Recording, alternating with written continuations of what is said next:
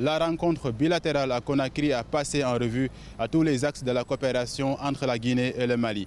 Pendant 3 jours d'échanges, plusieurs questions ont été soulevées, plusieurs recommandations formulées par les délégations ministérielles. L'un des objectifs est de favoriser la libre circulation des personnes et des biens face aux tracasseries routières. Les deux parties ont examiné une série de difficultés régulièrement dénoncées par les transporteurs, commerçants et éleveurs, telles que les tracasseries routières, les perceptions de taxes illicites, les lenteurs administratives, la non-reconnaissance de documents légaux, mais aussi la criminalité transnationale et les conflits intercommunautaires qui fragilisent les zones frontalières. La Guinée et le Mali partagent plus de 800 km de frontières, un espace vital dans les relations commerciales et alimentaires entre les deux pays.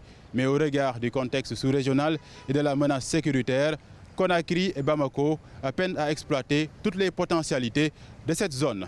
Au-delà des aspects techniques, cette rencontre illustre la volonté des deux capitales de replacer leur coopération dans un cadre plus large de stabilité régionale. Bamako et Conakry partagent plus de 800 km de frontières, un espace à la fois de circulation, de commerce et de tension. Pour beaucoup, la réussite de ce dialogue conditionne la sécurité alimentaire, la fluidité des échanges et la prévention des conflits dans un contexte marqué par l'insécurité dans le Sahel et les effets du changement climatique. Les changements climatiques, justement, rendent de plus en plus complexe la transhumance au Sahel. Malgré l'existence d'un accord datant de 2022 entre la Guinée et le Mali sur la question, des incidents sont souvent notés entre éleveurs transhumants.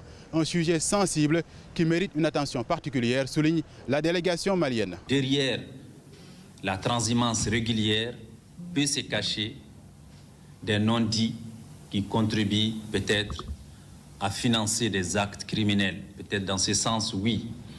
Mais faisons quand même attention à ce qu'on ne dise pas que la transhumance est un problème. Ce n'est pas un obstacle, la transhumance est un atout. Pour un suivi rigoureux des accords signés à Conakry, les représentants guinéens et maliens se donnent rendez-vous prochainement à Bamako cette fois-ci. Une occasion de faire le bilan et surtout de fixer un nouveau cap de la coopération bilatérale entre les deux pays.